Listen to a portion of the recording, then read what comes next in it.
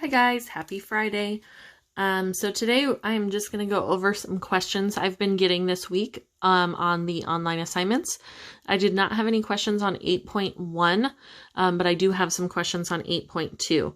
Before we get started, if you are not able to access Big Ideas, will you please email me and let me know so that I can send you a paper copy like this one of the assignment. That way when it is loaded, you already have the assignment done. You just need to put in the answers.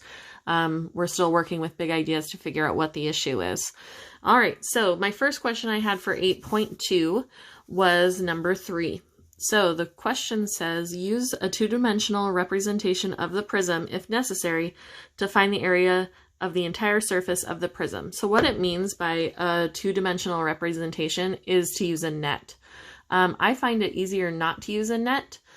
So for this example, I'm just going to find the area of each surface. So because this is a rectangular prism, I know that the front and the back are the same, the two sides are the same, and the top and the bottom are the same.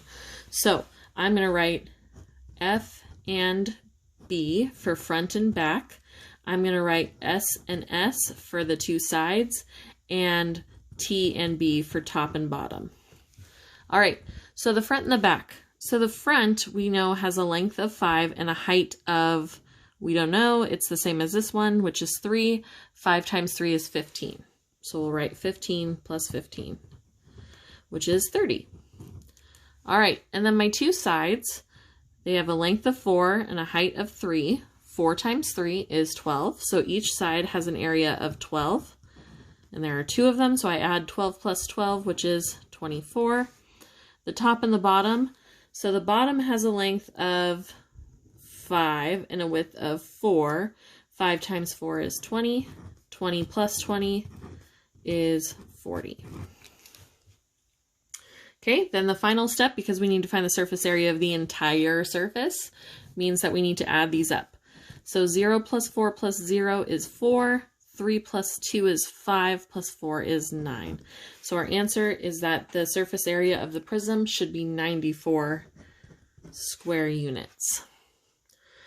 The next question was number 5.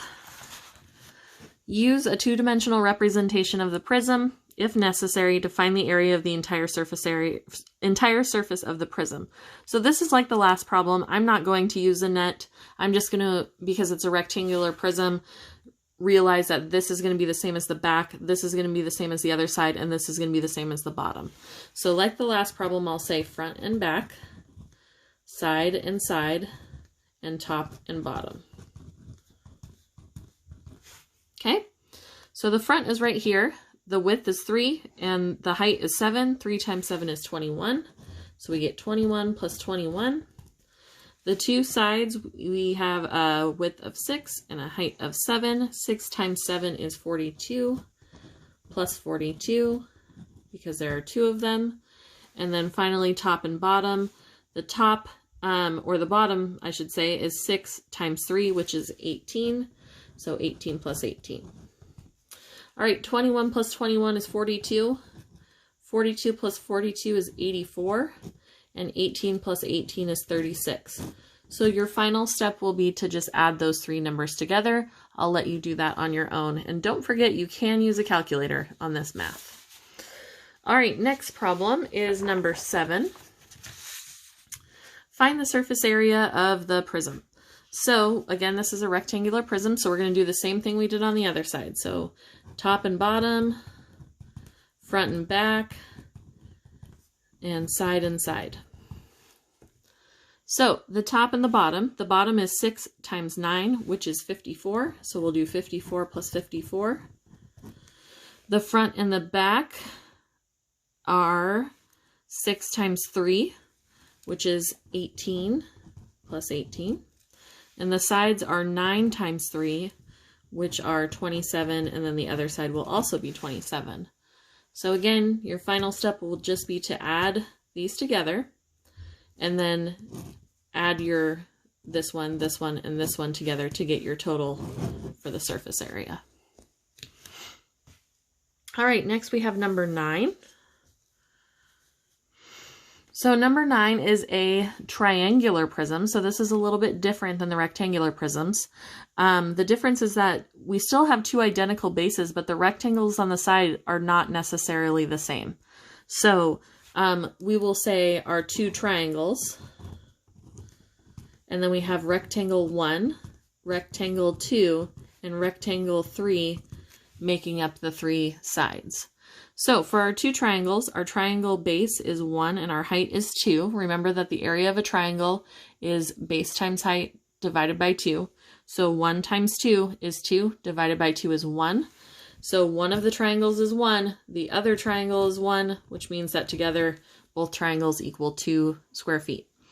Okay, rectangle 1, we'll just do the bottom rectangle, which is 1 by 3. 1 times 3 is 3. Rectangle 2, I'll do the one that's going straight up like a wall. So this length right here is 3 because it's the same as this length. And the height is 2. 3 times 2 is 6. And then finally we have the rectangle that's kind of leaning up against the wall. So that is 3 times 2.2, which ends up being 6.6. So when we add all of our numbers together, we can make all of these point zeros. So we get 6, bring down the decimal, 2 plus 3 is 5, plus 6 is 11, plus 6 is 17. So 17.6 square feet. And finally today we have number 13, which is also a triangular prism. So again, we are going to have two triangles that are the same. We are going to have a rectangle, and a rectangle. All right, so let's start with our two triangles. So the length of the base of the triangle is 6, and it looks like the height is 4. My picture isn't in color, so it's hard to see.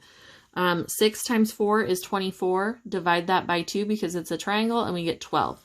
So each of the triangles is 12 square feet, which when we add them together, we get 24. Rectangle 1, let's just do the bottom part of the tent, so where you would sleep. So the width is 6 and the length is 7. 7 times 6 is 42.